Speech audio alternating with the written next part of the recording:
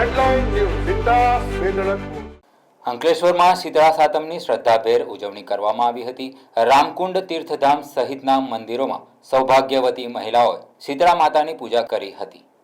શ્રાવણ વદ સાતમનો તહેવાર એટલે શીતળા સાતમ તરીકે ઉજવવામાં આવે છે। બહેનો પૂજા કર્મ અને પૂજાનું મહત્વ સાચા અર્થમાં સમજીને પૂજા વિધિ કરે છે। આજના દિવસે કોઈ પણ ગરમ ખાદ્ય પદાર્થ બનાવવામાં આવતો નથી। સાતમના દિવસે પરિવારની ગૃહિણીઓ દ્વારા તૈયાર કરાયેલી ટાઢી રસોઈ જમવામાં આવે છે। ત્યારે અંકલેશ્વરમાં બહેનો વહેલી સવારથી જ શીતળા માતાની પૂજા કરવા રામકુંડ તીર્થધામ સહિતના મંદિરે પહોંચી ગયા હતા અને શીતળા માતાને દૂધ પાણીનો અભિષેક કરી દીવો કરીને પૂજા અર્ચના કરી શીતળા સાતમની ઉજવણી કરી હતી। જય શીતલા માતા। પ્રાચીન કાળથી આ શીતલા માતાનું વ્રત અહીંયા રામકુંડની પવિત્ર ભૂમિ ઉપર થઈ રહ્યું છે અને શીતલા માતાની પૂજા કરવાથી દરેકના જીવનની અંદર રોગ, દોષ, તાપ અને શોકનું નિવારણ થાય છે।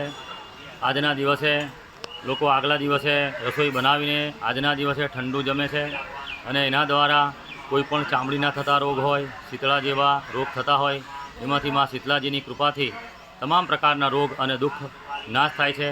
આ પવિત્ર રામકુંડની ભૂમિ ઉપર ભગવાન ક્ષિપ્રા ગણપતિનું મંદિર પણ છે અને ભગવાન માંડવેશ્વર મહાદેવની આ પવિત્ર ભૂમિ અને રામકુંડ જેવા પવિત્ર તીર્થની અંદર લોકો સ્નાન કરીને દિવ્યતાની અનુભૂતિ કરે છે અને પોતાના બાળ બચ્ચાઓને સુખી રાખવા માટે એક શીતલા માતાનું આ બહેનો દ્વારા વ્રત થાય છે। જય શીતલા માતા।